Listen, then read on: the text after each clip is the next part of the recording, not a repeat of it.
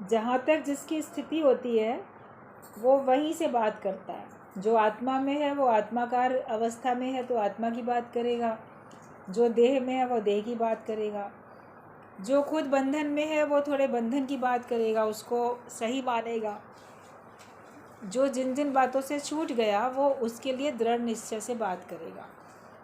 आप जब सत्संग में नए नए आते हैं तो उस वक्त आप देखो जो आपकी स्थिति होती है आपको वही बात सही भी लगती है, और जितने हद तक हम सत्संग को अपने जीवन में उतार पाते हैं उतना ही सत्संग हमको सही लगता है कि नहीं इतनी बात तो सही है, बाकी बात नहीं ठीक है। ये मन बोलता रहता है, मगर उस बात पे जब आपकी स्थिति बनती चली जाती है तो वो भी बात आपको ठीक लगती है। शुरू में लगेगा पैसे के बिना कैसे काम चलेगा, क्योंकि आपको लग रहा है कि वो सही है, तो आप मनी इज़ यूजलेस नहीं बोल पाते हो। काम तो चलेगा उसी से, वरना कैसे होगा। लेकिन जब आपके अंदर से मनी यूजलेस का भाव आ जाता है तो आप निश्चय से कह पाते हो कि वाकई पैसा जो है वो बिल्कुल व्यर्थ है, किसी काम का नहीं है।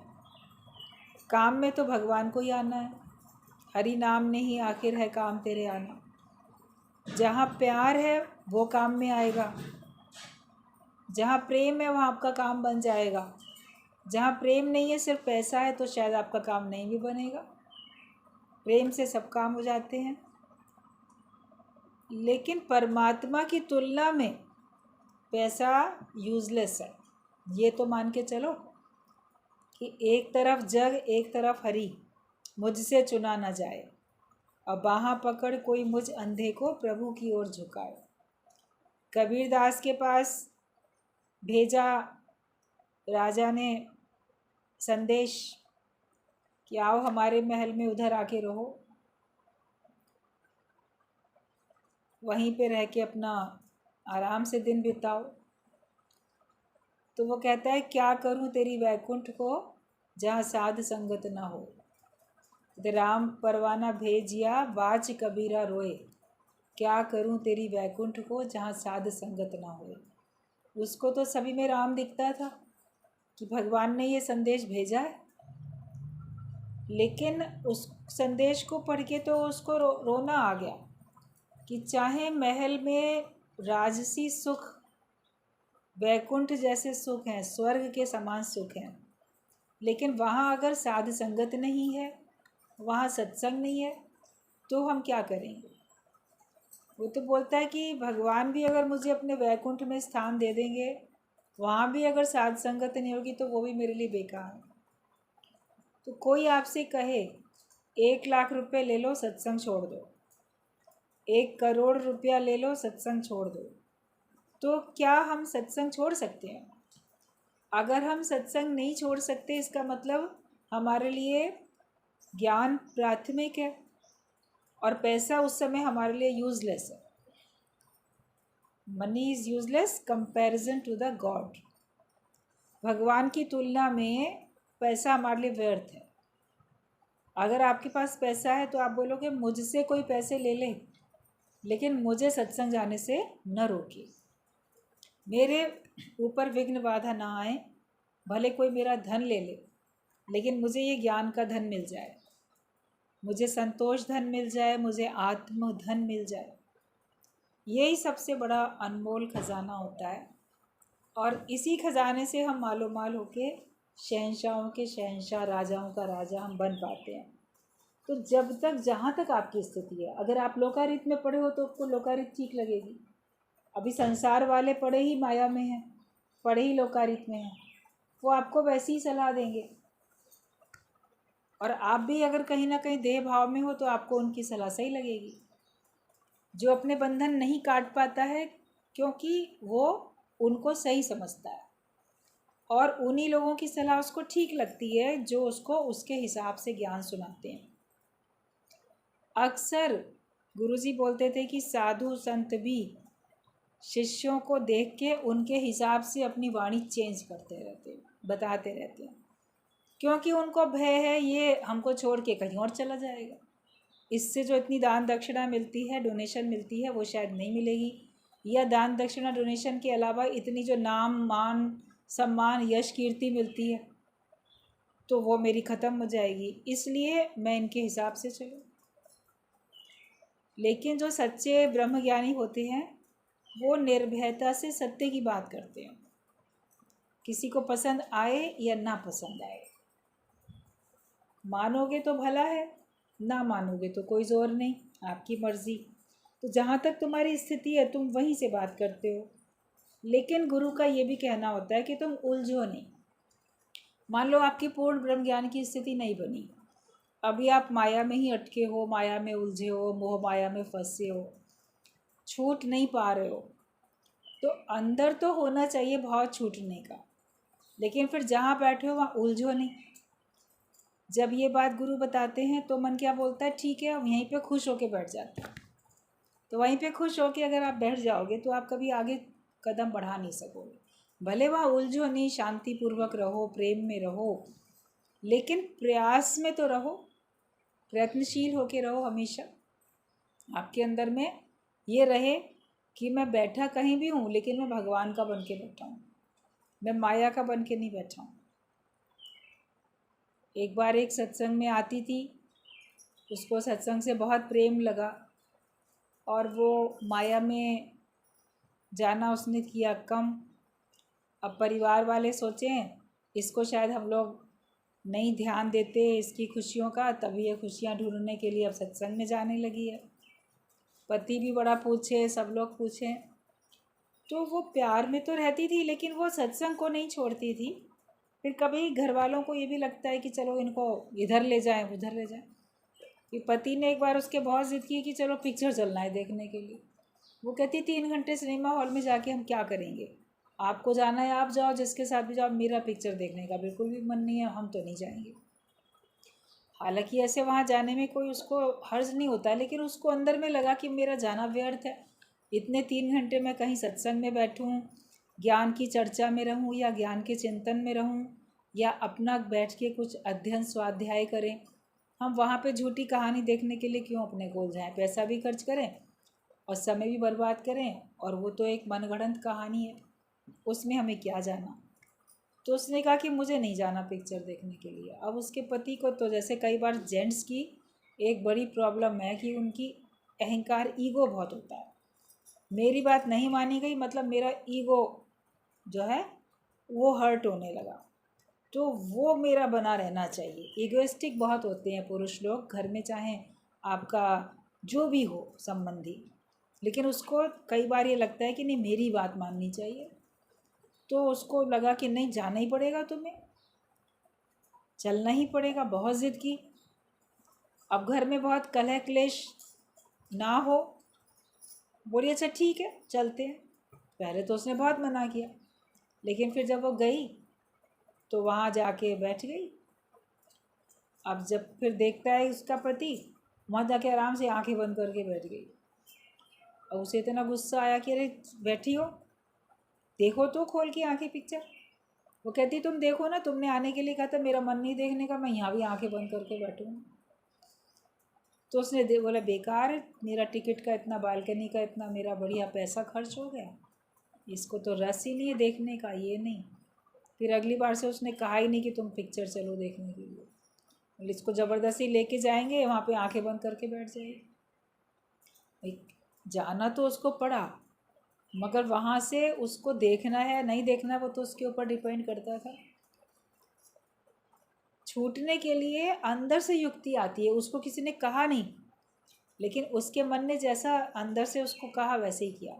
तो अगर हमारे अंदर में सचमुच में ये भाव है कि हम माया रहित होना चाहते हैं, हम केवल भगवान के बन के बैठना चाहते हैं, तो हर एक के सामने अलग अलग समस्याएं आती हैं, सेम समस्या नहीं आती है। बस अपने अंदर में देखो, एक तो हमें उलझना नहीं है, जहाँ बैठे हम बहुत धीरज में बैठे, शांति में बैठे, बंधन में भी जकड़े हुए हो तो भी अपने को मुक्त महसूस करके बैठो। लेकिन बाहर भीतर की मुक्ति तो होनी चाहिए, उसके लिए आप युक्ति लगाओ, जोर ना छूटे युक्त छूटे संसार। आप कोई भी युक्ति लगा के आप अपने को निर्बंधन कर सकते हो। तो जो जहाँ होता है वैसे ही बात करता है, लेकिन जहाँ भी बैठा है उसको वहाँ उलझना नहीं है। जो बात जहाँ फिट हो जाए सत्संग के बहुत सारे पॉइंट्स हैं, रोज़ सुनते हो, कौन सा पॉइंट तुम्हें कहाँ फिट हो जाए वो तुम्हें देखना है। इस समय मुझे बात कैसे करनी है, साम दाम दंड भेद अपना के, लेकिन उद्देश्य है कि मुझे छूटना है। हमें माया का बन के नहीं बैठना, हमें भगवान का ही बन के बैठना है। और कैसे न कैसे करके हमको इस जन्म में अपनी मुक्ति का निश्चय पक्का कर ही लेना है। तो जो भी ज्ञान का पॉइंट आपको जहाँ फिट होता है वहाँ लगाओ। कोई बात कहीं की कहीं लगाओगे तो आपको परेशानी भी हो सकती है। कभी कोई दवाई फ़ायदा करेगी, कभी कोई दवाई फ़ायदा करेगी। आपको आज बुखार आया, आपने कोई और दवाई खाई, अगली बार बुखार आया डॉक्टर कोई और नाम की दवाई दे देता है, वो वाली नहीं फ़ायदा करती। कभी कहीं दर्द है, किसी और प्रकार की दवाई फ़ायदा करती है, फिर कभी किसी और प्रकार की। तो आपकी जो समस्याएं आपको तो रोज़ रोज़ वही सेम लगेंगी, लेकिन तो भी सेम युक्तियाँ रोज़ रोज़ काम में नहीं भी आती हैं। तो जो भी ज्ञान के वचन हमको अपने स्वरूप में स्थित करें, तभी तो स्वस्थ होगे। स्वस्थ का मतलब स्व में स्थित, अपने सच्चे स्वरूप में स्थित होना। तो वही हम ज्ञान के वचन लगाएं। तो मतलब तो है मन की शांति। जिस बात से मन शांत हो वही काम करो। अपने मन को ज़रूर शांत रखो, मन अशांत नहीं होना चाहिए। मन में व्याकुलता, बेचैनी, दुख, परेशानी ना हो, वो हमें ज़रूर देखना है, क्योंकि पता नहीं कौन सी घड़ी हमारी अंतिम घड़ी है। हम दुखी परेशान होके व्याकुल होके जाएं, लेकिन हम आत्मा का निश्चय करके जाएं।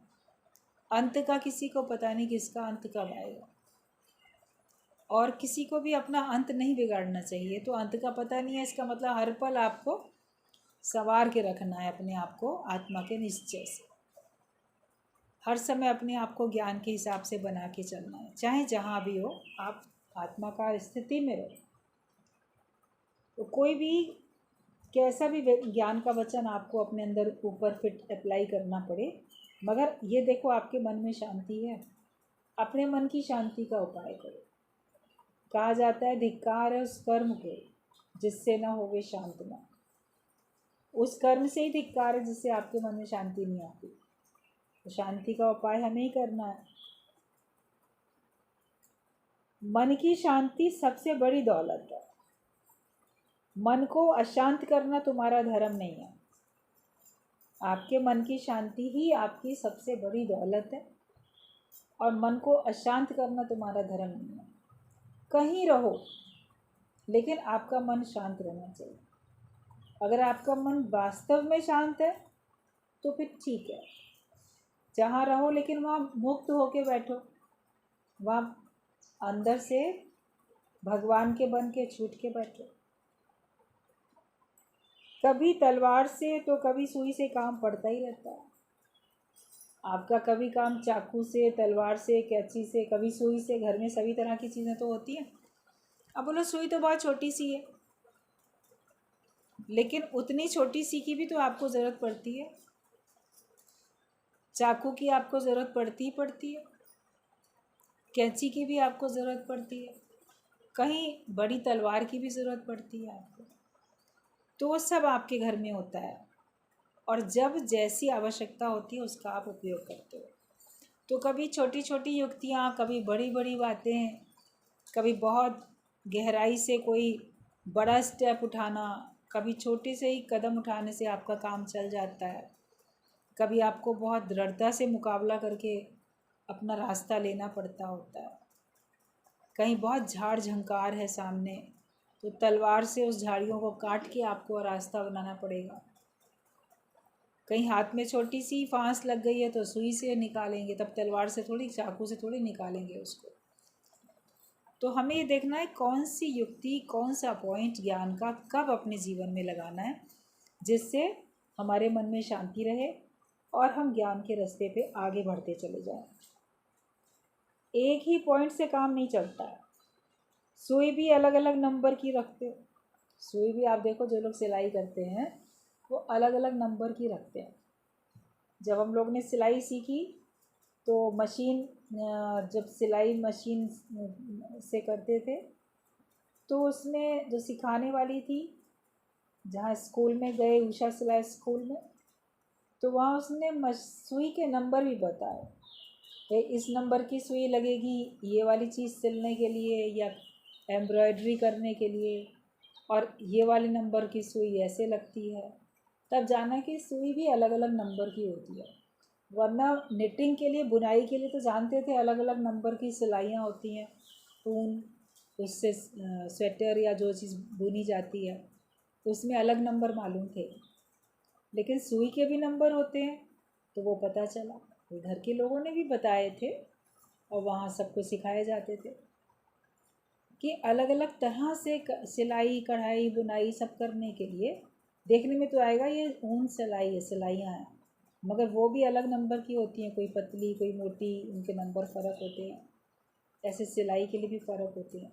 तो ज्ञान के भी अलग अलग पॉइंट होते हैं, कोई कैसे कोई कैसे, होते वही हैं, लेकिन कभी किस तरह से कभी किस तरह से। तो इतनी समझदारी इतनी होशियारी हमारे अंदर में आ जाए कि हम समझ जाएं कब हमको क्या करना है।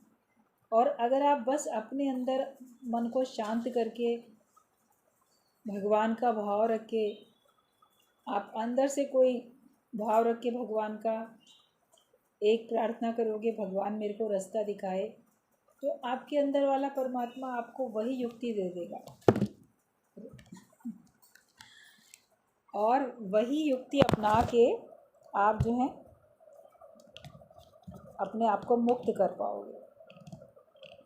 तो अपनी ज्ञान के हिसाब से अपनी स्थिति हमको बनाए रखनी चाहिए। ऐसा नहीं कि आज मेरी स्थिति ज्ञान वाली है तो कल मेरी स्थिति अज्ञानियों वाली बन जाए। ज्ञान के हिसाब से चलो, जो ज्ञान का विचार तुम्हारे लिए फिट हो जाए वही ज्ञान का विचार अपने अंदर लगा लो। कभी कभी किसी को किसी ऐसी चीज़ से भी एलर्जी हो जाती है जो कि औरों के लिए तो बड़ी फ़ायदेमंद है, लेकिन उसके लिए फ़ायदेमंद नहीं है। तो माया अज्ञानियों के लिए बड़ी फ़ायदेमंद है, मगर ज्ञानवान के लिए फ़ायदेमंद नहीं है। यह ज्ञान में भी जब आप आए हो तो आपका स्वभाव है, किसी का बड़ा उग्र स्वभाव होता है, बड़ा क्रोधी, बड़ा डोमिनेटिंग, और किसी का बहुत सरल सीधा चुप रहने का दब्बू स्वभाव होता है। तो दोनों के लिए एक ही बात तो नहीं फिट हो सकती। जो बड़ा चुप रहने वाला शांत या दब्बू किस्म का व्यक्ति है, भयभीत किस्म का उसका स्वभाव है, भय वाला, तो उसको ज्ञान का कोई दूसरा विचार अपने अंदर रखना पड़ेगा, तब वो अपने अंदर मजबूती धारण करेगा, तब वो ब्रह्मज्ञानी बनेगा। और जो बड़ा उग्र प्रवृत्ति का है तो उसको कोई और विचार धारण करना पड़ेगा, तब वो ब्रह्मज्ञानी बनेगा। एक बार रामकृष्ण परमहंस के पास सत्संग चल रहा था तो एक व्यक्ति आया, बैठा, बड़े क्रोध में जोश में आके बैठा। पूछा, गुरु ने क्या बात है, आज तुम्हारा मूड थोड़ा ठीक नहीं लग रहा है। बोला, क्या बताएं गुरुदेव, आ रहे थे तो नदी पार करके आए, तो जहाँ से नाव पकड़ी तो वहाँ पे कुछ लोग आपको बहुत भला बुरा कह रहे थे, निंदा कर रहे थे आपकी।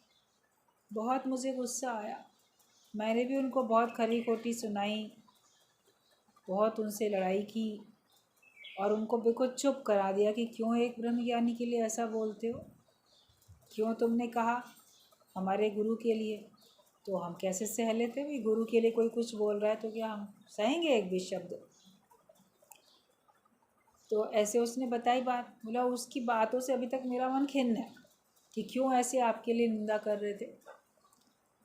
तो रामकृष्ण परमहंस तो थे बड़े सरल सीधे, वो तो हंस दिए ठहाका लगा के, बोलते, अरे तुम्हारा गुरु कोई शरीर थोड़ी है, तुम्हारा गुरु तो है आत्मा, आत्मा को तो कोई बात लगती नहीं है, और वो तो देह की बात कर रहे थे, वो तो देह में ही पड़े हैं, तो इसलिए तुम्हें उनसे कुछ भी झगड़ा करने की ज़रूरत नहीं थी, क्योंकि तुम्हारा गुरु तो शरीर थोड़ी है, गुरु तो आत्मा है, आत्मा को कुछ लगता ही नहीं है, ना उसमें कुछ बात होती है। तो कोई कुछ भी कहता रहे, तुम अपना निकल आते चुपचाप, तुम्हें क्या करना था।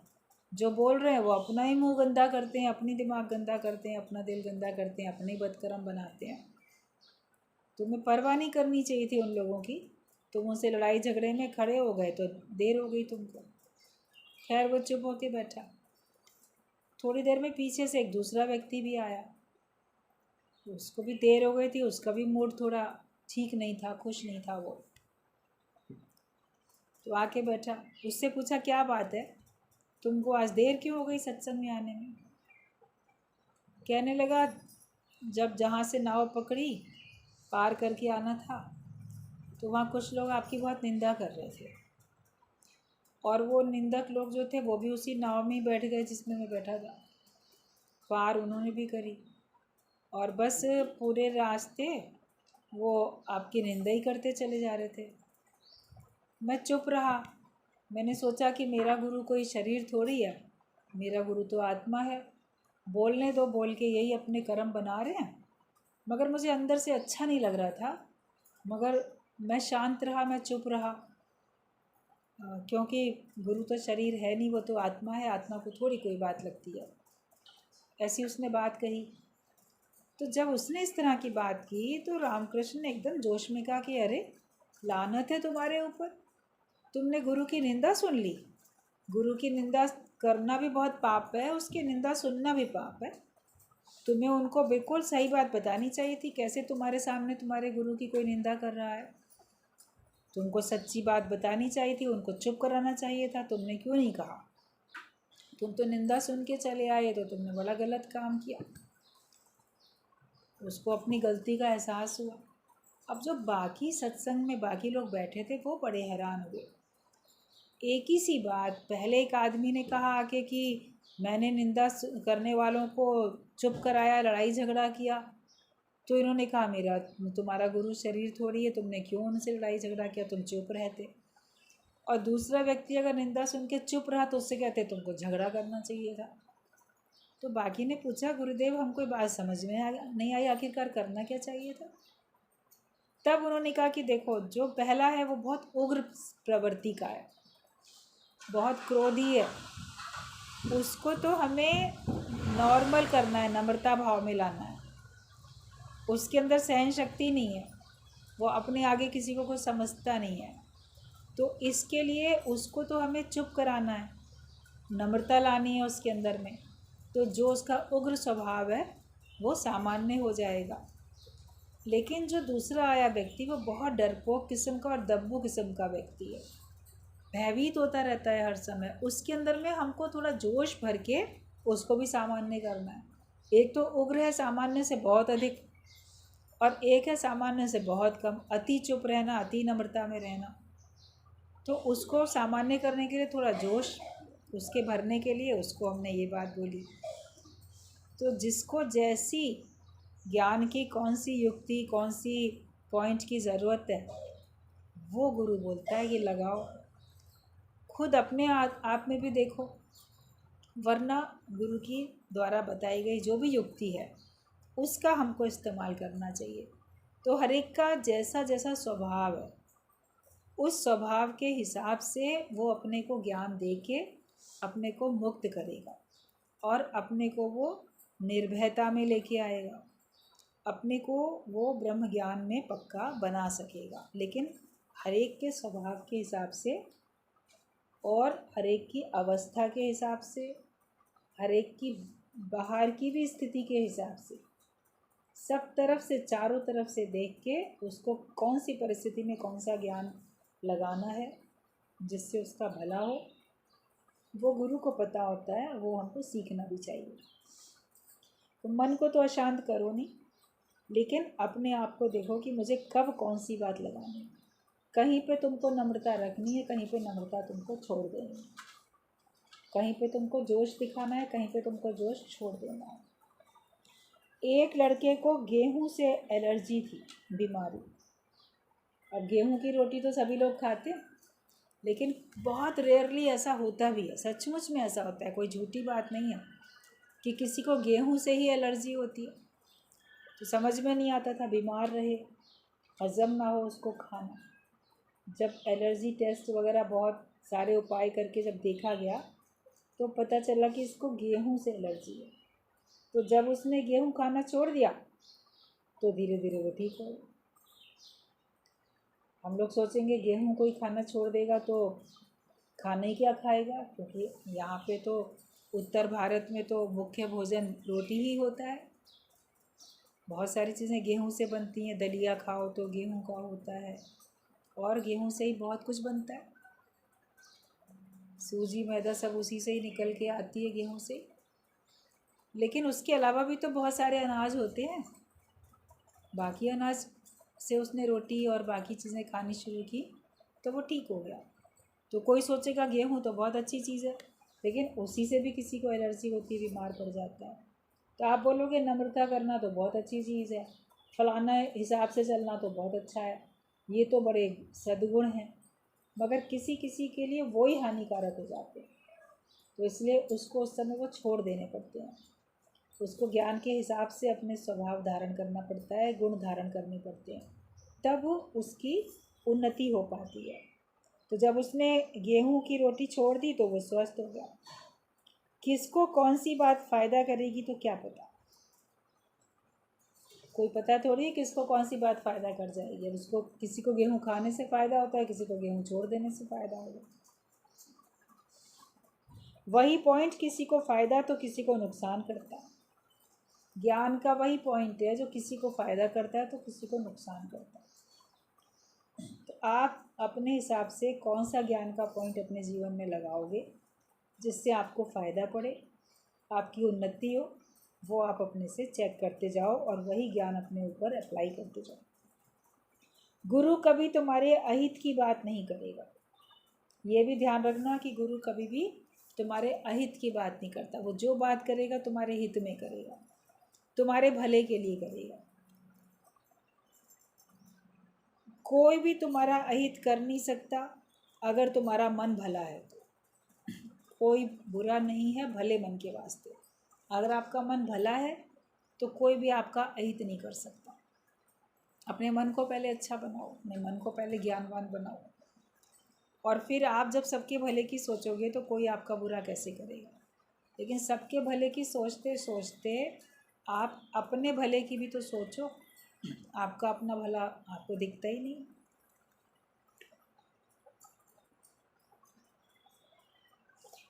फिर एक पॉइंट है कि सर्प हर जगह टेढ़ा चलता है, पर अपने बिल में तो वो भी सीधा जाता है। तो तुम अपने आत्मा के घर में सीधे ही जाओगे, हेरा फेरी नहीं चलेगी। आप बोलो माया में तो बहुत कुछ करना पड़ता है, साम दाम दंड भेद अपनाने पड़ते हैं, थोड़ा हमको टेढ़ी उंगली करके घी निकलता है, ऐसा वैसा बहुत बातें लोग बताते रहते हैं, बनाते भी रहते हैं। कहीं पर कुछ भी आप कितने भी माया में टेढ़े मेढ़े चलोगे, लेकिन अपने निज घर में आने के लिए, आत्मा के घर में आने के लिए, सत्संग में आने के लिए तो आपको सीधा रास्ता अपनाना पड़ेगा। इसमें कोई हेरा फेरी नहीं चलेगी। अगर आप ज्ञान में हेरा फेरी करोगे, गुरु से हेरा फेरी करोगे, तो फिर आप आत्मा के घर में पहुंच नहीं सकते हो। तो इसलिए हर प्रकार की माया का त्याग करके तब आप सीधे होके चलो। कभी तुम कहते हो कि तुमको ज्ञान भूल जाता है। अक्सर लोग कहते हैं बहुत सुना, सुनते सुनते सोचा ये बताएंगे, फिर भूल गए, या किसी समय पे ज्ञान याद नहीं रहता है, दूसरी बातों में लग जाते हैं, दूसरा जवाब देने लग जाते हैं। और कोई बोलेगा ज्ञान हमें याद नहीं रहता। अभी सत्संग सुन के अपने घर जाओगे, कोई पूछेगा क्या क्या सुना, तो कभी तो आपको याद रहेगा, एक दो पॉइंट बता दोगे, लेकिन कभी कभी ऐसा होगा कि आपको याद ही नहीं रहेगा क्या क्या बातें चली थी। क्यों? क्योंकि आपका ध्यान कहीं और था। सत्संग छूटा, सब लोग जाने लगे, बड़ी उम्र की भी महिलाएं थीं, जा रही थीं। एक से पूछा सत्संग में आज क्या चला बताओ, तो एकदम सोच में पड़ गई, क्योंकि सत्संग ख़त्म होने के बाद तेरी मेरी इधर की बातें करते हुए आपस में सब जाते हैं, तो ज्ञान तो भूल जाता है। अभी आप सत्संग ख़त्म हो, आप उठो और जिनके साथ आना जाना भी करते हो, रास्ते में जितने लोग होते हैं उनके संग आप संसार की बातें अगर करनी शुरू कर दो तो आपको ज्ञान की बातें भूल जाएंगी। इसलिए हमेशा ये कहा जाता है कि जब सत्संग ख़त्म होकर आप लोग खड़े होते हो वापस जाने के लिए भी, केवल ज्ञान की ही चर्चा करो, ज्ञान का ही चिंतन करो। जिसके साथ भी आपका आधा रास्ता, पूरा रास्ता, जो भी आपको, जिनके साथ भी आपको अपना रास्ता तय करना है, उनके साथ भी सिर्फ ज्ञान के पॉइंट्स दोहराते हुए चलो। आज और क्या चला, कौन सा दृष्टांत चला, कौन सा पॉइंट चला, कौन सा भजन था, क्या बात थी, वो हमें क्या अच्छी लगी, कितनी पक्की हुई, जो उस समय उस दिन चला है सत्संग, उसी को हमें दोहराना चाहिए। तो कुछ बातें आपकी तरफ से बोली जाएंगी, वो दूसरा सुनेगा, कुछ दूसरे की तरफ से बोली जाएंगी, जो आप सुनोगे तो आप देखोगे आपका ज्ञान दोहराता जाता है, तो पक्का हो जाता है। तो वो लोग ज्ञान की बात तो दोहरा नहीं रही थी, दूसरी बातें कर रही थी। तो ऐसे पूछ लिया एकदम से कि अच्छा ये बताओ आज सत्संग में क्या चला। तो एकदम सक पका गई, सारा कुछ तो भूल ही गई। तो एक कहती है अरे है ही आत्मा, आत्मा की बात चली, भगवान की बात चली, है ही भगवान, भगवान के अलावा कुछ नहीं, क्योंकि एक रटी रटाई बात है ही आत्मा, है ही भगवान। ये तो एक साधारण बेस है सत्संग का मुख्य, तो वही बता देते हैं, बाकी बातें याद ही नहीं रहती, कौन सा पॉइंट किस संदर्भ में चला, मेन पॉइंट तक आता ही नहीं है मन। किस टॉपिक पे किस दिन विशेष जोर दे के आपको समझाया गया, वहाँ तक बुद्धि जाना नहीं चाहती, क्योंकि उसको मानना नहीं चाहते हैं, और दूसरी बातों में मन लगा रहता है। तो कहते हैं अरे है ही भगवान, है ही आत्मा, जो सरल और कहीं का रोज़ का सुना हुआ जो एक आध पॉइंट आपको दिमाग में फीड हो गए हैं, आप उस समय वही बता देते हो, क्योंकि ज्ञान सुनते समय मन दसों दिशाओं में घूम रहा था। एकाग्रता से सुनोगे और जो कुछ सुनते हो वो मेरे लिए ही है, मुझे ही सीखना है, ये बात अगर समझोगे तो आपको ज्ञान फिर याद भी रहेगा, और ज्ञान भूल जाता है। लेकिन दूसरी बातें नहीं भूलती। बोलते तुमको ज्ञान भूल जाता है, लेकिन गाली क्यों नहीं भूलती है। किसी ने तुमको कभी अपमान किया होगा, कभी तुमको कोई गाली दी होगी, वो तुमको कभी नहीं भूलेगी। फलाने समय में ना मुझे उसने ये बात कही थी, मैं तो मरते दम तक नहीं भूलूंगा। खुद ही कह देते हो मैं मरते दम तक नहीं भूलूंगा। तो ज्ञान सुन के भी तो अपने मन को सुनाओ, ये ज्ञान में मरते दम तक नहीं भूलूंगा। बुरी बात तो मरते दम तक याद रखोगे, अच्छी बात क्यों उसी समय भूल जाते हो। ज्ञान को भी बोलो कि नहीं ये बात हमने गुरु से सुनी, बहुत अच्छी लगी, इस बात को तो मैं मरते दम तक नहीं भूलूंगा। और नहीं भूलने का मतलब होता है उस पर अपनी स्थिति बनाएंगे। कानों का रस लेने की ज़रूरत नहीं है कि बहुत अच्छा लगा, बहुत अच्छा लगा, बड़े मन खुश हो रहा है, लेकिन उस पर अपनी स्थिति भी हमको बनानी है कि हम कौन सी बात याद करें, कौन सी बात हम भूल जाएं। कहा जाता है बीती ताए बिसार दे, आगे की सुध ले। तो बीती बातें भूलने का, कौन सी बातें भूलने के लिए कहते हैं, अज्ञानता की बातें भूलने के लिए कहते हैं, देह अध्यास वाली बातें, मन को दुख देने वाली बातें भूलने के लिए कहा जाता है। लेकिन ज्ञान को तो आपको हमेशा ही याद रखना है, ज्ञान को थोड़ी ना आपको भूलने के लिए कहा जाता है कि आप ज्ञान भूल जाओ। अगर ज्ञान ही भूल जाओगे तो फिर आपका आना ही बैठना ही बेकार है।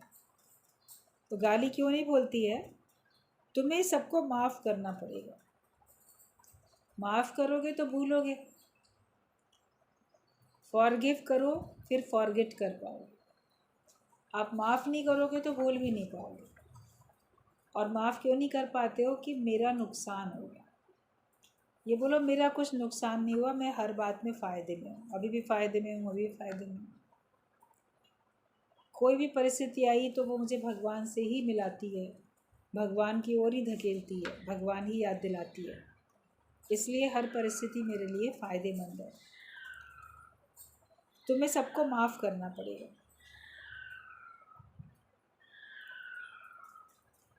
अगर तुम्हें नौकर से भी काम है तो तुम्हें उसकी भी गुलामी करनी पड़ेगी, उसकी बातें भी सुननी पड़ेंगी, और तब भी उसको माफ़ करना पड़ेगा, क्योंकि तुम्हारा नौकर के बिना काम नहीं चल रहा है।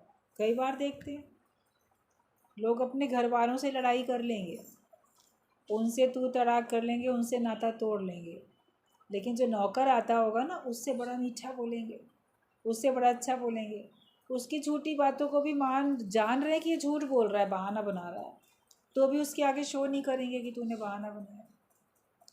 काम बिगाड़ देगा, ख़राब कर देगा, तो भी उसको इग्नोर करेंगे। क्यों? क्योंकि तुम्हारे को उससे काम लेना है, उसके बिना तुम्हारा काम नहीं चलेगा। तो इसलिए उसकी तो हर गलती को भी माफ़ करते जाते हो, कहीं कुछ कहीं कुछ। लेकिन आप सोचते हो कि जिनके साथ हम झगड़ा कर रहे हैं मेरा इनके बिना काम चल जाएगा, इसीलिए उनको इग्नोर करते हो, उनसे झगड़ा करते हो। लेकिन जब ये लगे इस संसार में सभी परमात्मा का रूप हैं और किसी न किसी रूप में सब मेरे सहायक हैं, भगवान की ही मर्ज़ी से वो मेरे इर्द गिर्द हैं और कभी मेरा काम उनमें पड़ सकता है, तो मैं उनसे मीठा बोलूं। और अगर कभी ज़िंदगी में मेरा काम उनसे नहीं पड़ेगा तो भी मैं मीठा बोलूं, तो भी मान सम्मान करूं, क्योंकि मेरी दृष्टि में है ही भगवान। स्वार्थ के कारण थोड़ी ना हम मीठा बोलेंगे। नौकर के साथ तो स्वार्थ के कारण से अच्छा व्यवहार करते हो, लेना देना करते रहोगे, उसको एक्स्ट्रा देते रहोगे, तुम्हारा काम छोड़ के चला ना जाए। कहीं और उसको अधिक सैलरी मिलेगी तो वो तुम्हारा काम छोड़ के चला जाएगा, तुम डांट डपट करोगे तुम्हारा काम छोड़ के चला जाएगा, तो उस डर के कारण से तुम उनसे अच्छा बोलते हो। लेकिन ज्ञानी सबको भगवान जान के अपना स्वभाव ऐसा बना लेता है कि वो सबके साथ ही अच्छा व्यवहार करता है, वो किसी की गुलामी नहीं करता, लेकिन वो ये जानता है सबके बिना मेरा काम चलेगा, लेकिन तो भी मुझे तो अपना आदर्श दिखाना। संत न छोड़े संतई, कोटिक मिले असंत। करोड़ों भी अगर उसके सामने असंत आ जाएं तो भी वो अपना संतपना नहीं छोड़ता है। हमें संसार में संत होके रहना है। हम अपने अंदर से प्रेम भर लें, अपने अंदर से नफ़रत मिटा दें, अपने अंदर से भेदभाव मिटा दें, अपने अंदर से अज्ञान, विकार, स्वार्थ, ये सब हमको अपने अंदर से मिटाना है। दूसरा क्या है उससे मेरा क्या मतलब है, मैं क्या हूँ इससे मेरा मतलब है। हम अपने को क्या बनाते हैं, ज्ञानी की अज्ञानी। आए हैं ब्रह्म ज्ञानी होने के लिए, आए हैं मुक्त होने के लिए। दूसरों के गलत व्यवहार को देख के हमें खुद थोड़ी गलत बनना है। उनकी गलती को अगर ठीक कर सकते हो तो ठीक करोगे, लेकिन अपने को गलत थोड़ी बनाओगे। ये थोड़ी है कि चोर को चोरी करने से हम रोक नहीं सकते तो हम भी चोरी करने लग जाएं। हम क्यों करें, जो करेगा सो भरेगा। ज्ञानी अपने में रहता है, उसका जोर अपने ऊपर होता है, तो वो सबके साथ ही अच्छा व्यवहार करता है। ये नहीं कि वो स्वार्थ के कारण से अच्छा व्यवहार करेगा। दोष तो सब में हो सकते हैं, कभी गुरु में भी तुमको दोष दिखेगा। No man is perfect.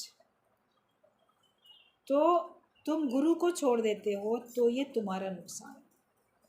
कभी आपको गुरु में भी दोष दिख सकता है, यहाँ पे ना इनको ऐसा नहीं करना चाहिए था, यहाँ इनको ऐसा बोलना नहीं चाहिए था, यहाँ इनका ये व्यवहार ना मेरे प्रति ठीक नहीं था। चलो ठीक है, मान लिया नहीं ठीक था, नहीं बोलना चाहिए था, नहीं वैसा करना चाहिए था, तो तुम ज़िंदगी भर के लिए गुरु को छोड़ देते हो।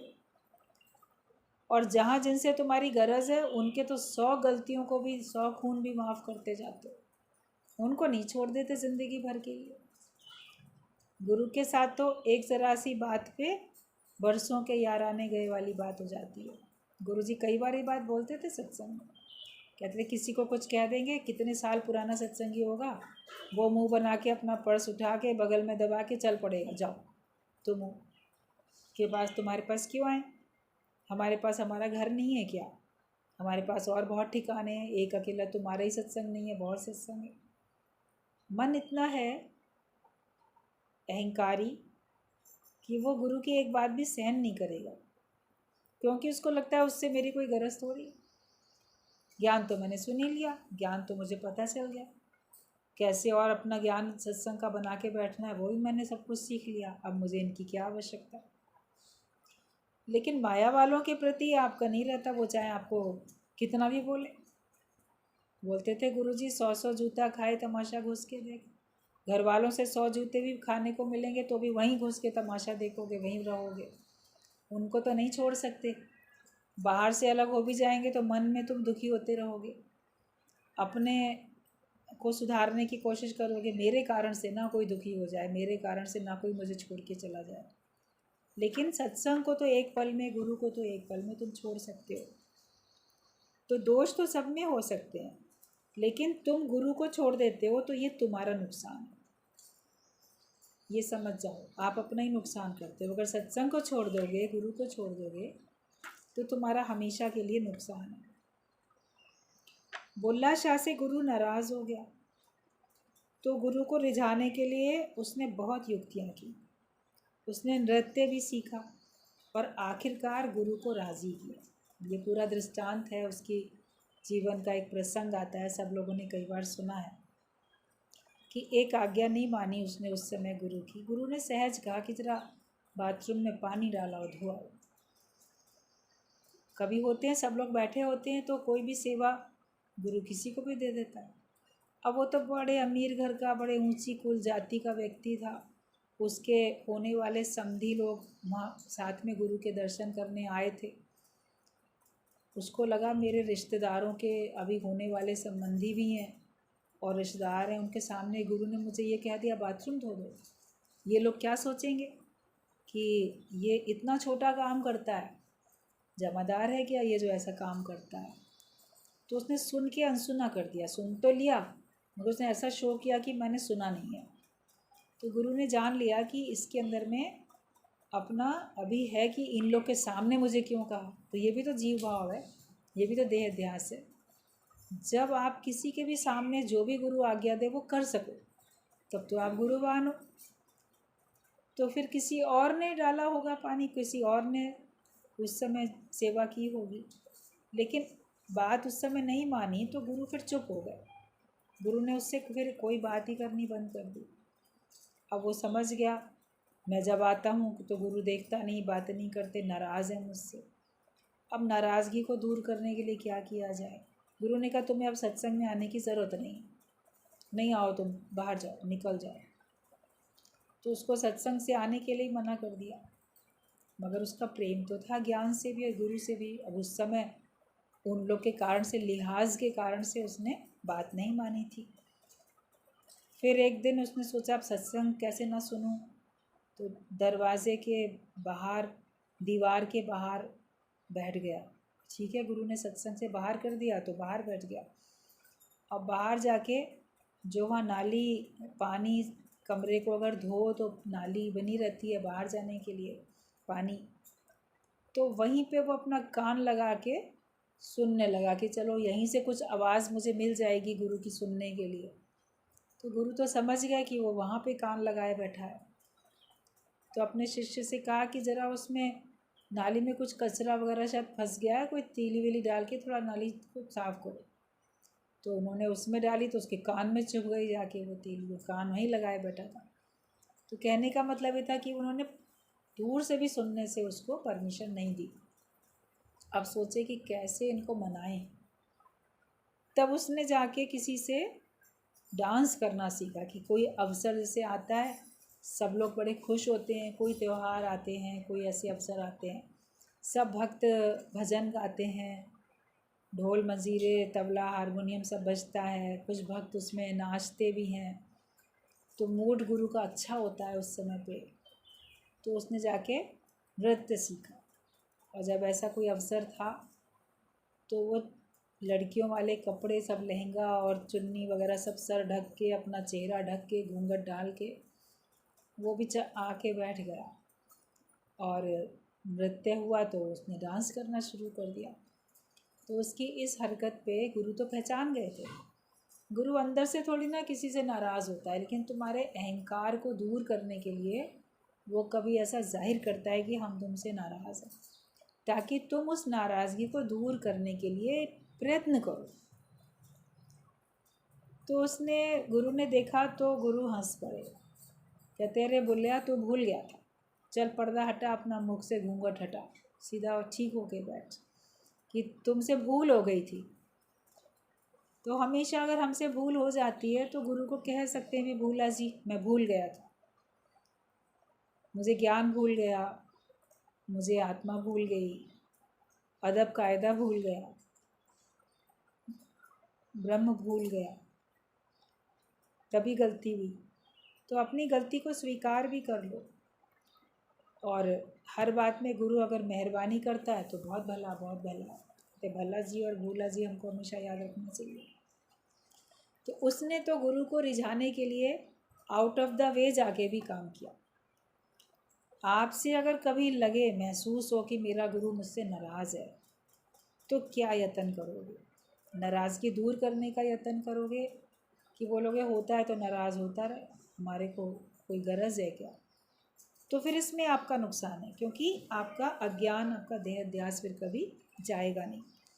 तो अपने को हमें हमेशा निरहंकारी होके तो रहना है और जीव भाव से रहित होके रहना है, एकदम अपने को शांत और स्थिर करके रहना है, ज्ञान के हिसाब से अपना जीवन बना के हमको चलना है। गुरु को छोड़ने का मतलब होता है ज्ञान को छोड़ देना, इसलिए ज्ञान कभी भी नहीं आपसे छूटना चाहिए।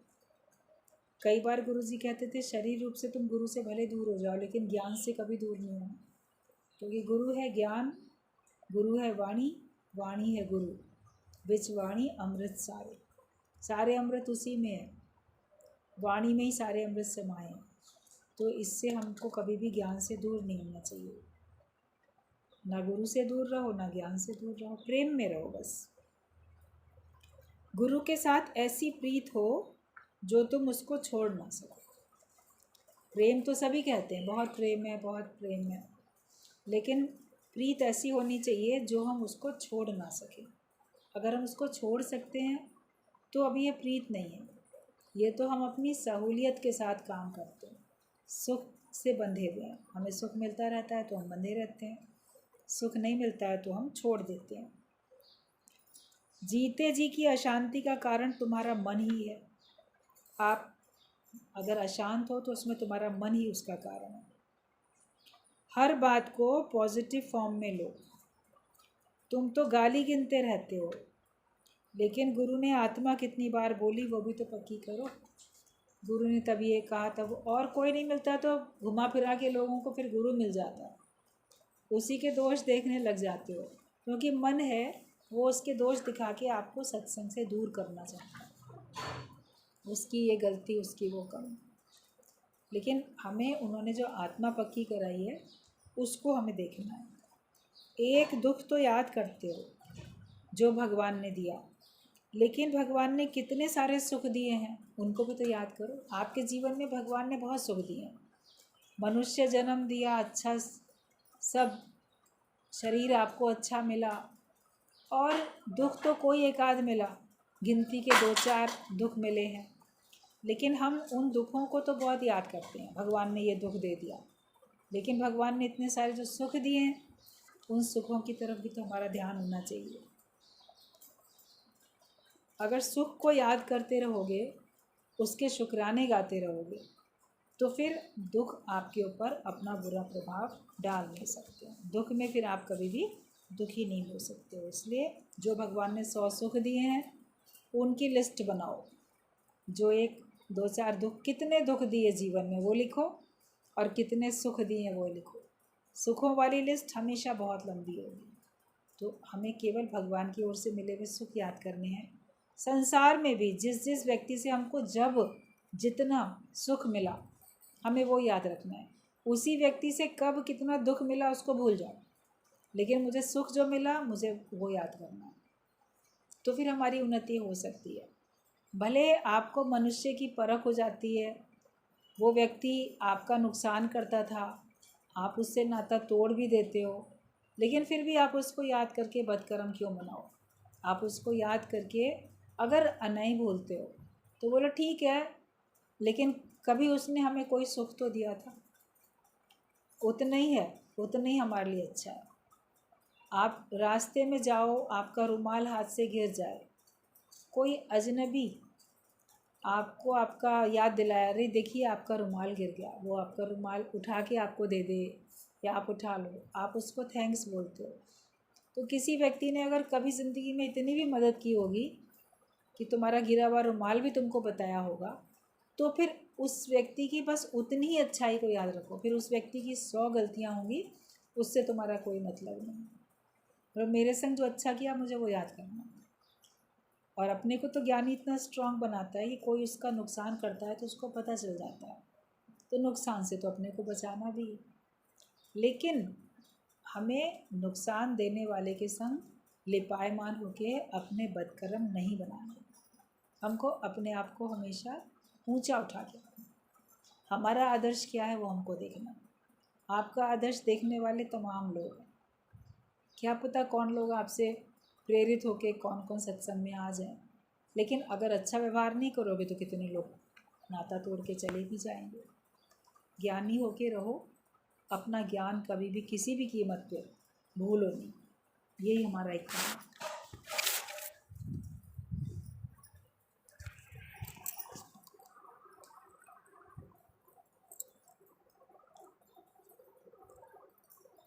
क्या निश्चय किया आप लोगों ने?